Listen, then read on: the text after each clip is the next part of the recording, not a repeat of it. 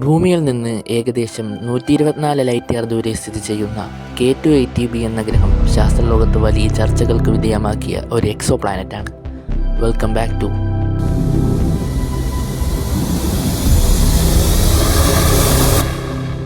2015 നാസയുടെ കെപ്ലർ ടെലസ്കോപ്പാണ് ഇവനെ കണ്ടെത്തിയത്.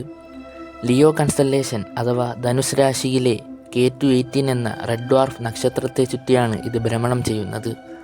ഭൂമിയേക്കാൾ 2.5 ഇരട്ടി ഭാരം ഇതിന് കൂടുതലാണ്.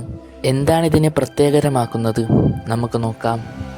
2019 ശാസ്ത്രജ്ഞർ ഈ ഗ്രഹത്തിൻ്റെ അന്തരീക്ഷത്തിൽ ജലബാഷ്പം കണ്ടെത്തി. അടുത്തിടെ JWST എന്ന ടെലസ്കോപ്പ് ഉപയോഗിച്ച് നടത്തിയ പഠനത്തിൽ ഡീമീഥൈൽ സൾഫൈഡ് എന്ന രാസവസ്തുവിൻ്റെ സാന്നിധ്യം കണ്ടെത്തി. ഈ വസ്തു ഭൂമിയിൽ ജീവജാലങ്ങൾ മാത്രമാണ് ഉൽപ്പാദിപ്പിക്കുന്നത്. അതുകൊണ്ട് തന്നെ ഈ ഗ്രഹത്തിൽ ജീവൻ്റെ തുടിപ്പുണ്ടാവാൻ വളരെയധികം സാധ്യതകളുണ്ട്. ഇത് ഒരു ഓഷൻ പ്ലാനറ്റാണ്, അതായത് സമുദ്രഗ്രഹം. ഇൻ്റർസ്റ്റെല്ലാറിൽ നമ്മൾ കണ്ടതുപോലെ ജലത്താൽ ചുറ്റപ്പെട്ട ഒരു ഗ്രഹം. ചിലപ്പോൾ ഈ ഗ്രഹത്തിൽ താമസിക്കുന്നത് മീനുകളും ആമകളും പോലുള്ള മറ്റ് ജലജീവികളാകാൻ വഴിയില്ല.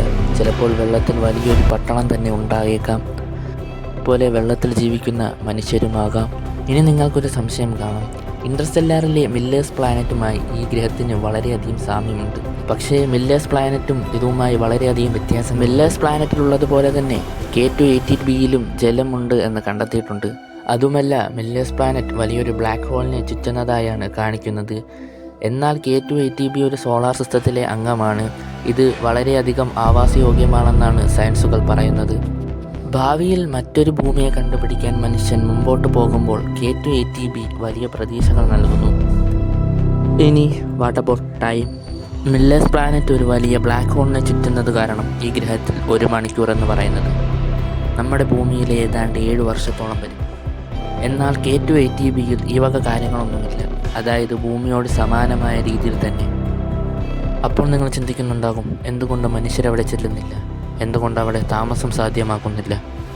പ്രധാനമായും എനിക്ക് തോന്നിയത് ഇതാണ്: is this planet still exist? ഇങ്ങനെ ഒരു സംശയം വന്നത് വേറൊന്നും കൊണ്ടല്ല. ഈ ഗ്രഹം ഭൂമിയിൽ നിന്ന് 124 ലൈറ്റ് ഇയർ അകലെയാണ്.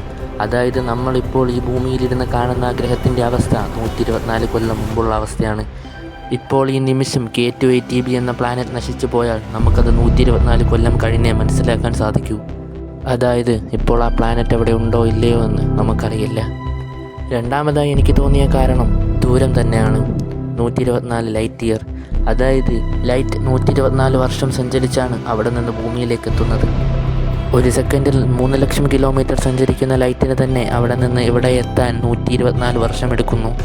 അപ്പോൾ നമ്മൾ എത്ര കാലം സഞ്ചരിച്ചാലാകും അതിൻ്റെ അടുത്തൊന്ന് എത്താൻ കഴിയുക?